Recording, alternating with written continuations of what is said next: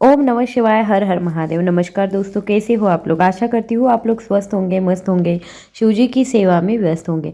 तो आ गई है पूर्णिमा तिथि। जी हाँ, 31 अगस्त को पूर्णिमा तिथि है। इसी दिन रक्षाबंधन भी है।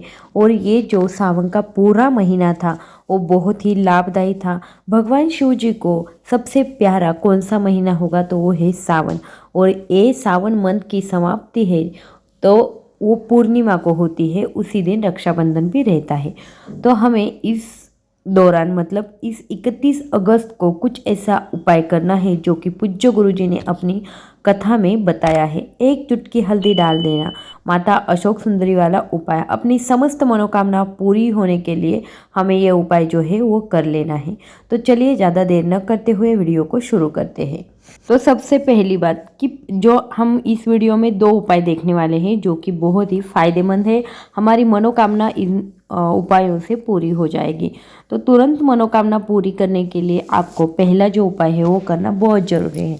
इस उपाय में हम क्या देखने वाले हैं कि बेलपत्र का उपाय है। और घर में हर आदमी ने, हर लेडीज़ ने ये उपाय जो है वो कल की तिथि में मतलब 31 अगस्त को पूर्णिमा तिथि में करना ही करना है।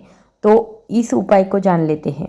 अब देखिए, पूर्णिमा तिथि पर चांद जो है वो अपनी पूरी कलाओं से संपूर्ण रहता है।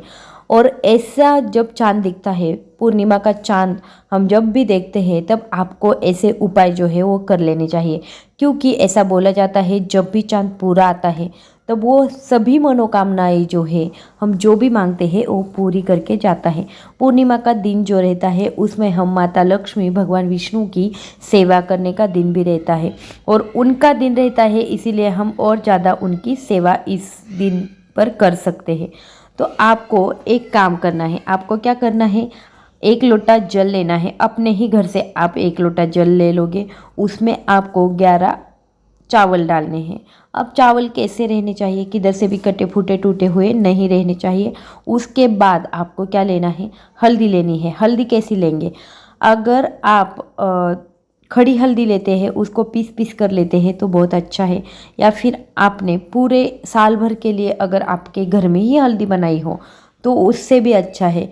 और अगर ये भी आपको पॉसिबल नहीं है तो आप दुकान से लेकर 5 रुपए का पैकेट जो है वो लेके आना, उसमें से चुटकी भर हल्दी जो है उसका उपाय आप कर सकते हो। तो आपको क्या करना है, एक जल पात्र लेना है, उसमें जल ले लेना है, उसमें 11 चावल के दाने ले लेने हैं और चुटकी भर हल्दी डाल देनी है। अब ये करने के बाद आपको बाहर जाकर ये उपाय करना पॉसिबल होगा तो ज़रूर कीजिए। पीपल के पेड़ के नीचे जाके हमें ये जो जल पात्र है, जल पात्र में हमने क्या डाला है, 11 चावल के दाने और थोड़ी सी हल्दी। ये जो है ये हमें पीपल के पेड़ के नीचे डाल देना है, मतलब पीपल के पेड़ को समर्पित कर देना है। अगर आपको ये पॉसिबल नहीं है कि आप बाहर जाके पीपल के पेड़ के नीचे नहीं डाल सकते, या फिर आपके पास किधर पीपल का पेड़ ही नहीं है, तो आप क्या कर सकते हो, आपका जो घर है, घर में तुलसी माता का पौधा हर किसी के घर में रहता है। ऐसा कोई भी नहीं है कि जिनके घर में तुलसी माता का पौधा ना हो। तो आपको अपने ही तुलसी माता के पौधे में ये जो पानी लिया हुआ है, जल लिया हुआ है, उसमें हमने 11 चावल के दाने और थोड़ा सा हल्दी मिक्स किया है, वो हमें तुलसी माता को समर्पित करना है। और ओम नमो भगवते वासुदेवाय इस मंत्र का 11 बार आपको जाप करना है। देखिए, गुरुवार का दिन है, बहुत ही खास दिन है। उस दिन अगर हम ओम नमो भगवते वासुदेवाय का जाप करें तो हमारे लिए वो बहुत ही अच्छा रहता है। भगवान विष्णु के आशीर्वाद जो है वो हमें प्राप्त होते हैं। तो आपको ये उपाय अगर पीपल के पेड़ के नीचे जाके करना पॉसिबल नहीं है तो आप घर की जो तुलसी माता रहती है उसके सामने वो उपाय कर लीजिए। उसके बाद ओम नमो भगवते वासुदेवाय का 11 बार जप कर लीजिए। और उसके बाद आपको आपकी जो भी मनोकामना है, इच्छा है जो पूरी नहीं हो रही है बहुत दिनों से, तो आपको वो इच्छा बोल देनी है। इतना ही आपको करना है इस उपाय में। उसके बाद देखिए, तुरंत तुलसी माता या फिर पीपल का पेड़ ये दोनों भी अपना काम कर लेंगे। आप चाहे तो तुलसी माता को पे डाल दीजिए, चाहे तो पीपल के पेड़ को डाल दीजिए, उसमें कोई भी नहीं है। लेकिन आपको अगर पॉसिबल होगा तो अपने घर के ही पेड़ को डालें तो अच्छा है। और ये जो डालना है तो हमें कब डालना है, सूर्यास्त होने से पहले हमें ये काम जो है वो अपने घर में कर लेना है। उसके बाद अगर आप सूर्यास्त के बाद में ये उपाय करना चाहते हो तो कैसे कर सकते हो वो भी बताती हूँ। आपको अगर सूर्यास्त के बाद उपाय करना है तो आपको लेने होंगे चावल। अब चावल लेंगे, लेकिन उसमें क्या करोगे आप, थोड़ा सा पानी डाल के और हल्दी डाल के चावल को पीला कर लोगे। देखिए पीला करना बहुत ही आसान काम है। आप अगर पानी नहीं डालते तो भी पीले हो जाते हैं। सिर्फ आपको चुटकी भर हल्दी जो है वो डालनी पड़ती है। और उसके बाद हमें क्या लेना है, हमें एक ऐसा दीपक लेना है जो कि मिट्टी का भी चलेगा या फिर आटे का भी चलेगा, लेकिन उसको 4 मुख रहने चाहिए। चौमुखी दीपक जो है वो हमें इस बार लेना है। और आपको क्या करना है, ये जो आपने चावल लिए हैं हल्दी वाले चावल, देखिए गुरुवार जो दिन है वो भगवान विष्णु का है। भगवान विष्णु को पीला कलर बहुत ही पसंद है, इसलिए हमने क्या किया है, महालक्ष्मी का स्मरण करते करते तुलसी माता को 11 चावल के पीले दाने जो है वो समर्पित कर दे रहे हैं। उसके बाद हम जो 4 मुखी दीपक जला रहे हैं या फिर लगा रहे हैं, तो आपको क्या करना है, वो गमले में कभी भी नहीं रखना है, गमले के बाहर बाजू में रख दो। क्योंकि हमारा पौधा जो है वो खराब होने की ये रहती है, खराब हो जाता है। इसलिए हमें क्या करना चाहिए कि दीपक जो है वो थोड़ा बाजू में रखना चाहिए। तो आपको ये 2 बहुत ही प्यारे उपाय थे जो कि करने ही करने हैं धन प्राप्ति के लिए, लक्ष्मी प्राप्ति के लिए।